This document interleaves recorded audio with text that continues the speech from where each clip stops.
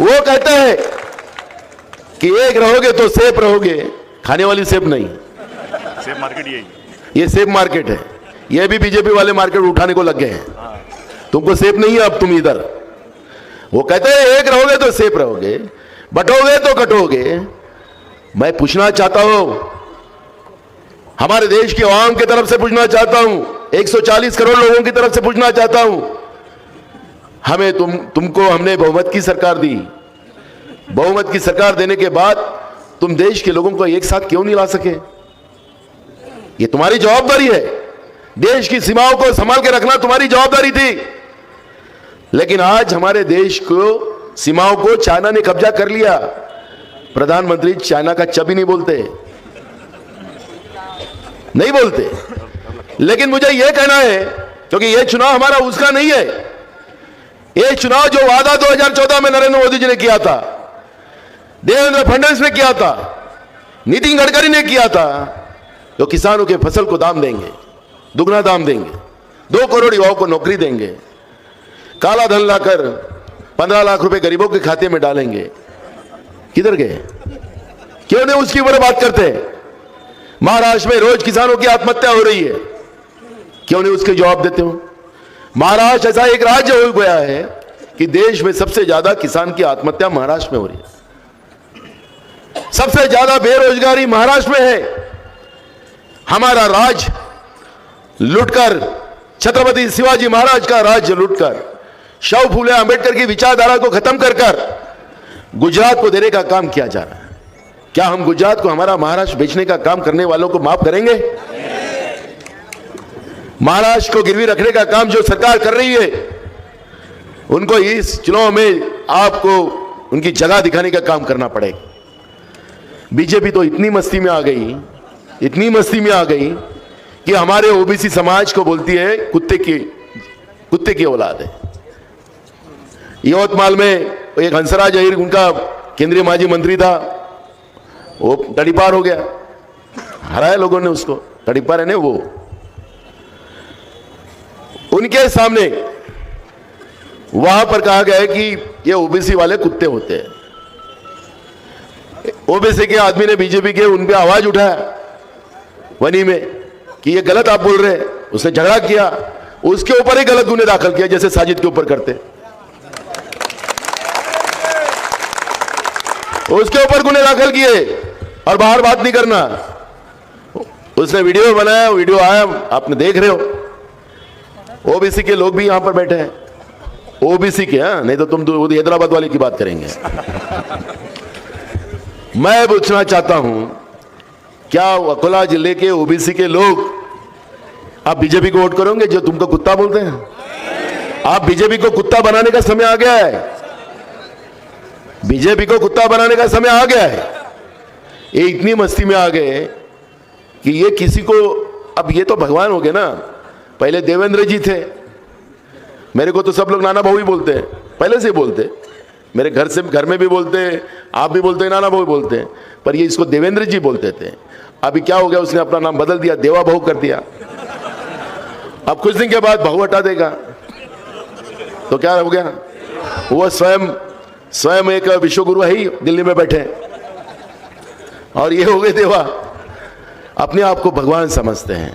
हम तो इंसान हैं।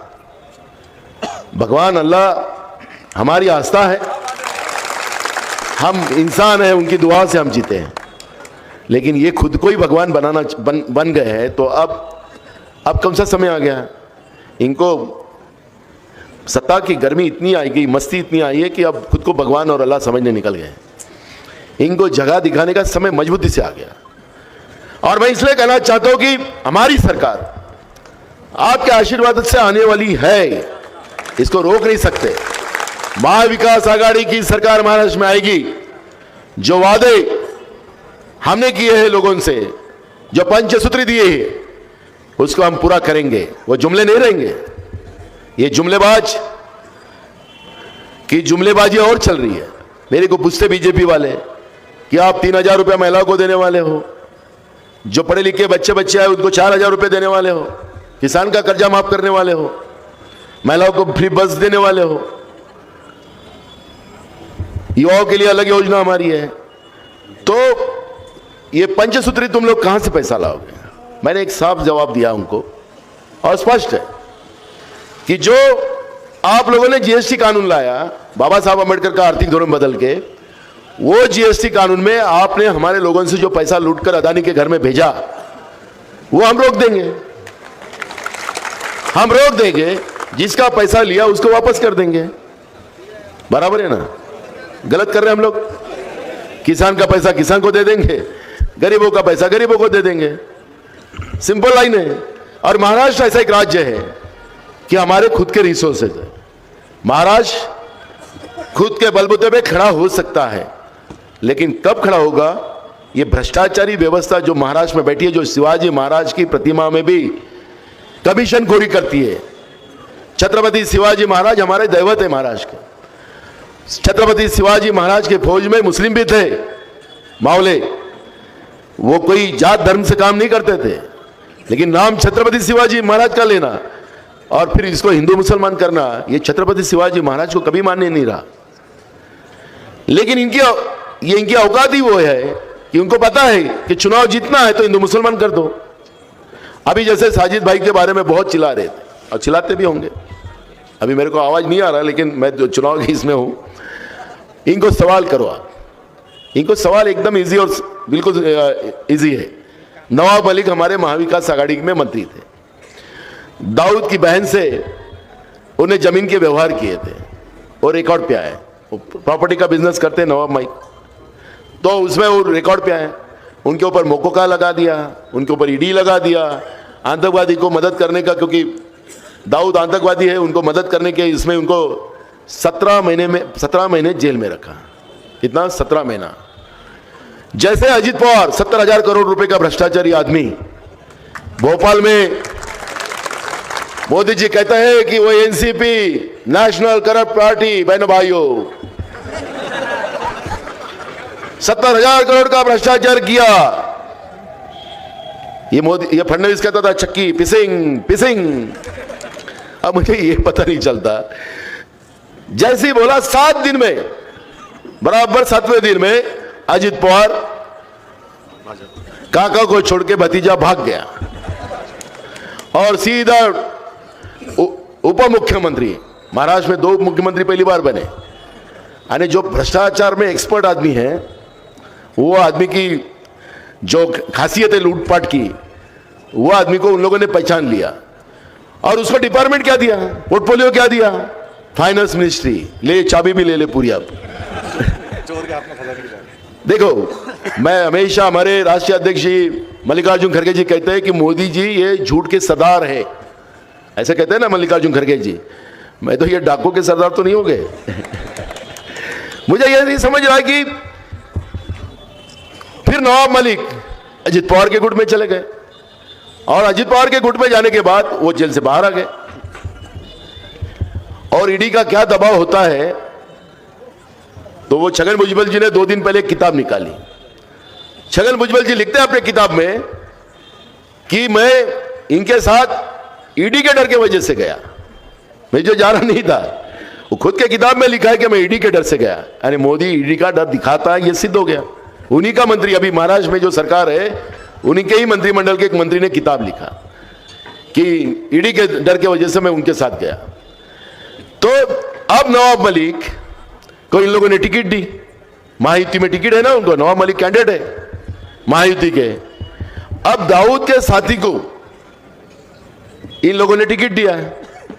अब आतंकवादी, देशद्रोही के विरोध में इन्हें टिकट दिया, तो अब इनको कहां से बोलने की ताकत आ जाएगी? कहां हिंदू मुसलमान करेंगे? सवाल करना है साजिद भाई। तुमको तो उसके ऊपर भी लेके गए थे, तुम दाऊद से आगे निकल गए थे बीजेपी के लिए। मैं एकदम सिंपल लैंग्वेज में बता रहा हूं। ये इन लोगों का ये नहीं है, जैसे ये वोट जिहाद बोलते ना, इनका वोट, ये लोग संविधान को मानने वाले लोग नहीं है। किसको किसको वोट करना है वो उसका अधिकार है, वो उसका फंडामेंटल राइट्स है, व्यक्तिगत स्वातंत्र है।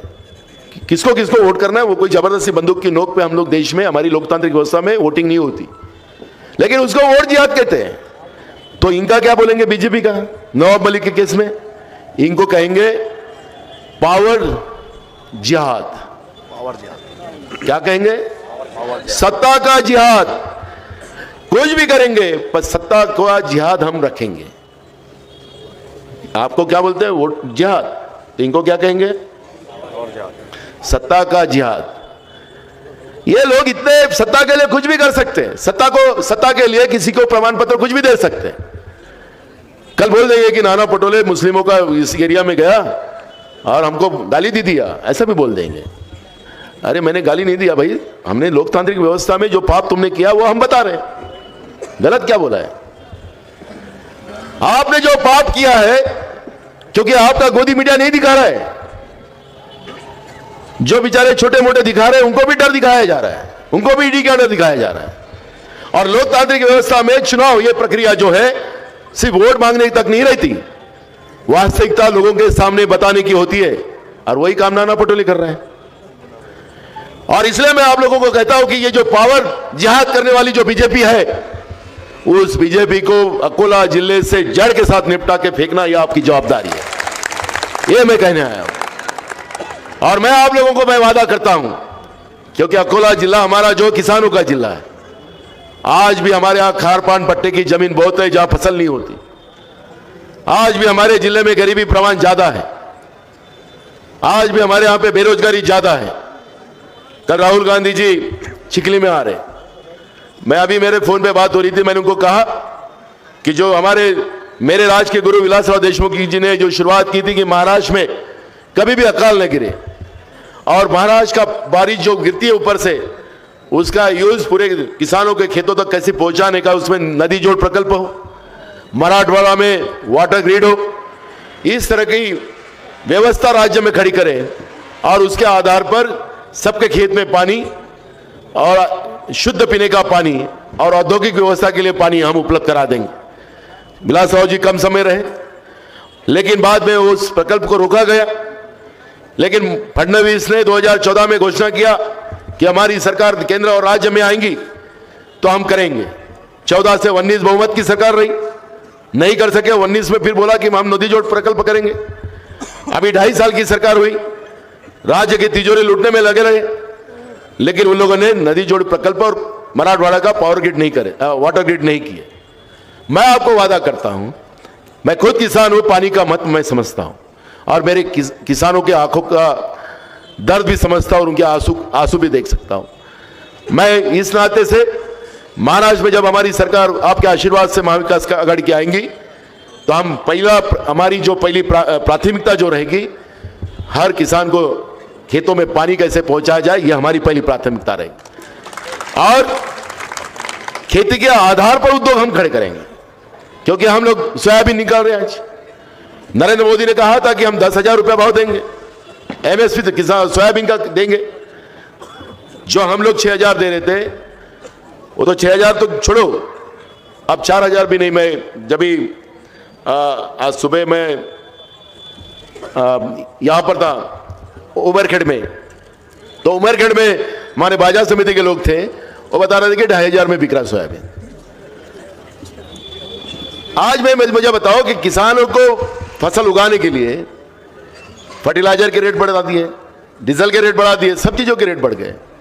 फिर किसान के फसल का रेट क्यों कम किया गया, उसका जवाब तो बीजेपी ने देना है ना। मैं आपको बता रहा हूं कि हमारा विजन जो है कि खेती के आधार पर उद्योगों पे खड़ा करेंगे और उसके आधार पर हम जो एमएसपी केंद्र सरकार जो डिक्लेयर करती है, उससे ज्यादा दाम किसान की फसल को देने का हम पूरी तरह से कोशिश करेंगे और उसमें हम सफल होंगे, ये मैं यहां पे कहना चाहता हूं। उस आधार पर जब खेती के आधार पर रोजगार हम खड़े करेंगे, उद्योग खड़े करेंगे, तो उसमें हमारी रोजगार की व्यवस्था बनेगी।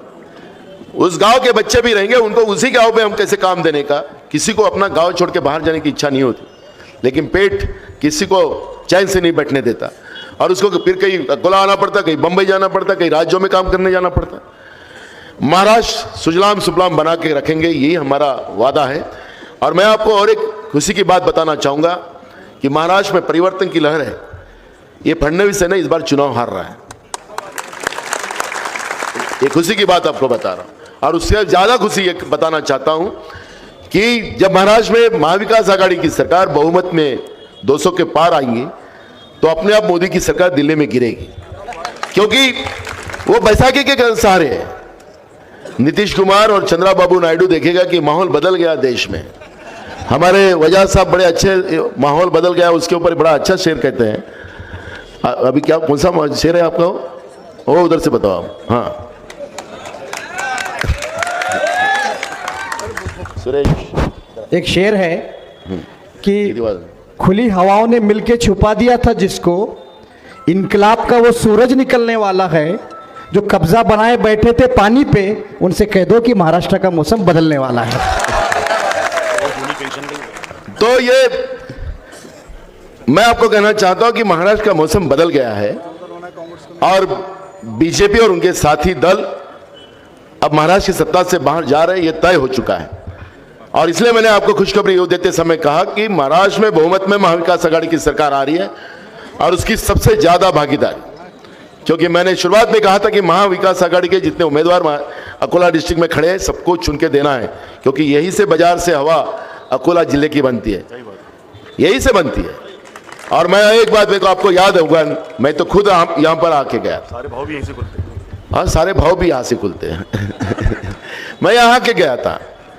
मैं जब अकोला आया था तब मेरे को कहा गया था कि हमारी ये पूरी बाजार तोड़ने जा रहे हैं, यहाँ पर हम लोगों को बर्बाद किया जा रहा है। जो पॉलिसी महानगर पालिका की है जो बताई नहीं जा रही है, बीजेपी के नेता जो है इसमें लूटपाट में लगे हैं, रिलायंस वाले को बेचने को लगे हैं। तो मैं तब आके आप लोगों के सामने कहा कि कोई भी तुमको हाथ नहीं लगाएगा। और मैंने उसी समय में कमिश्नर को फोन किया, कमिश्नर को प्यार से समझाया, मेरा प्यार का थोड़ा तरीका अलग होता है। मैंने समझाया और उसने कहा कि हम नहीं करेंगे सर ये पाप।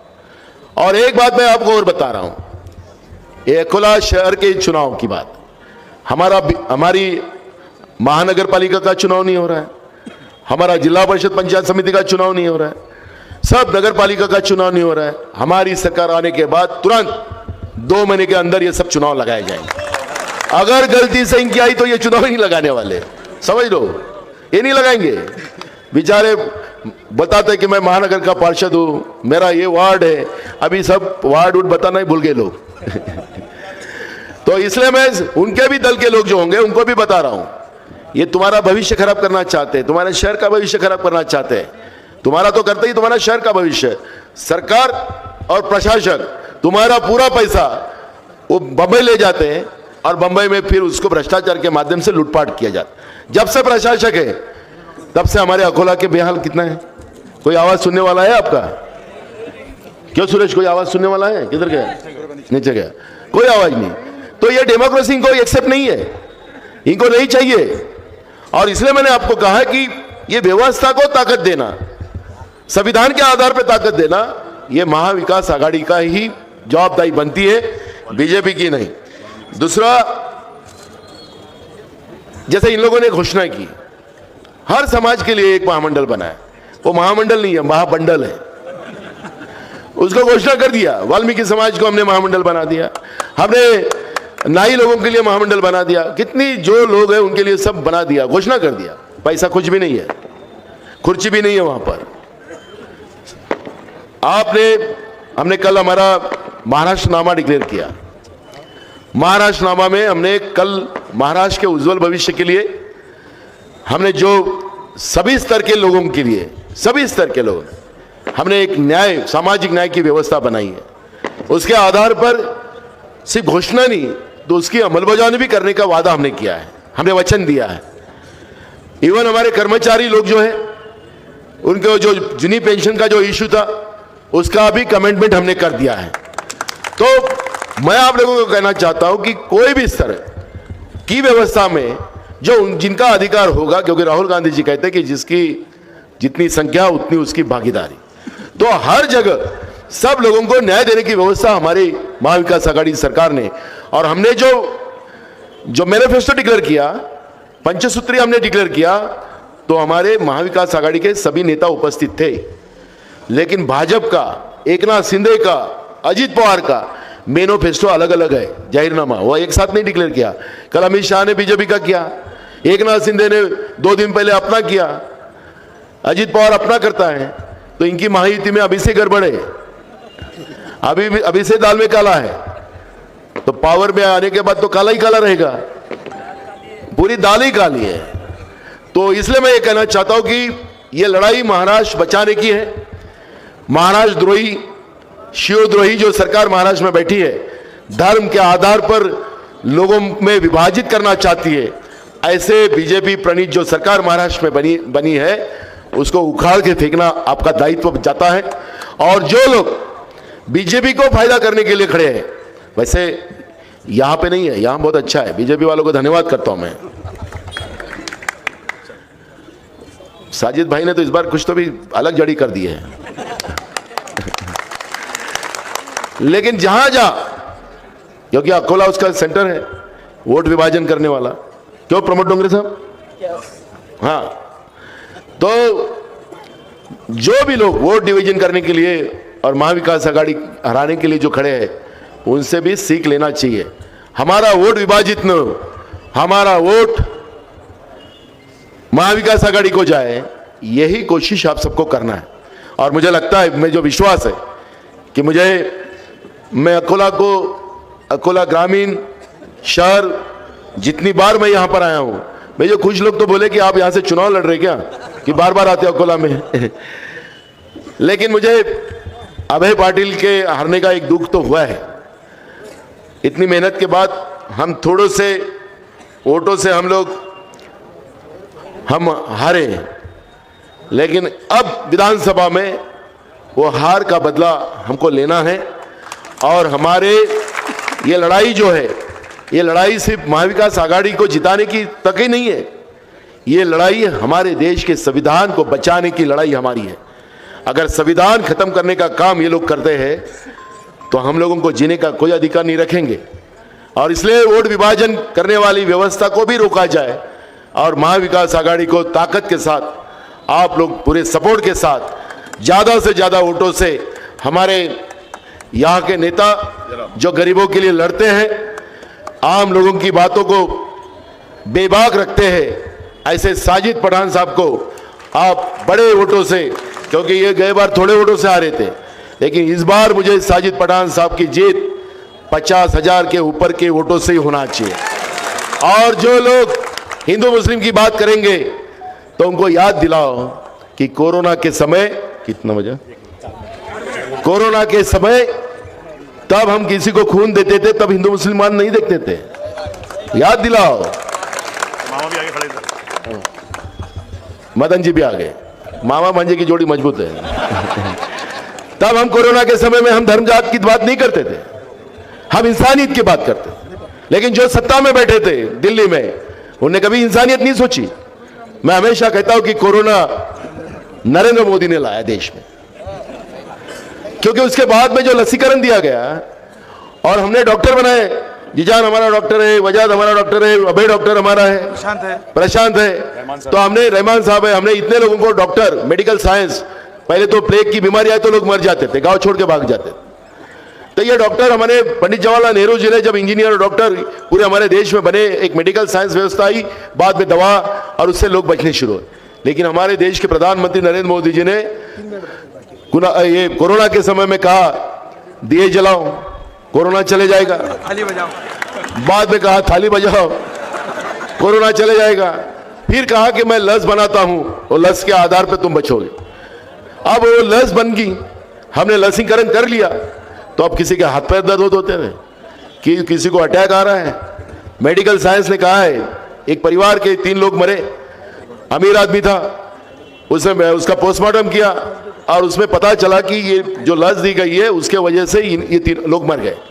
ये सुप्रीम कोर्ट में गया, सुप्रीम कोर्ट में जाने के बाद सुप्रीम कोर्ट ने नोटिस केंद्र सरकार को भेजा, नरेंद्र मोदी की सरकार को भेजा। 2 मिनट बचे। भेजने के बाद नरेंद्र मोदी जी की सरकार ने रिप्लाई किया कि हमारे वजह से नहीं हुआ, वो कंपनी है उसके वजह से हुआ। तो मैं फोटो किसका है भाई? मोदी का। फोटो किसका है? मोदी जी का। अब जो आवाम को संभाल नहीं सकता, गलत इंजेक्शन देके मार सकता है, ऐसे भाजपा को वोट करोगे? इसलिए मैं आप लोगों को इतना ही कहता हूं कि आप सब लोग आने वाली 20 तारीख को साजिद पठान को सबसे ज्यादा वोटों से पंजे सिंबल पे मतदान करके आप बहुमत से चुन के दो, ये विनती करता हूं। धन्यवाद।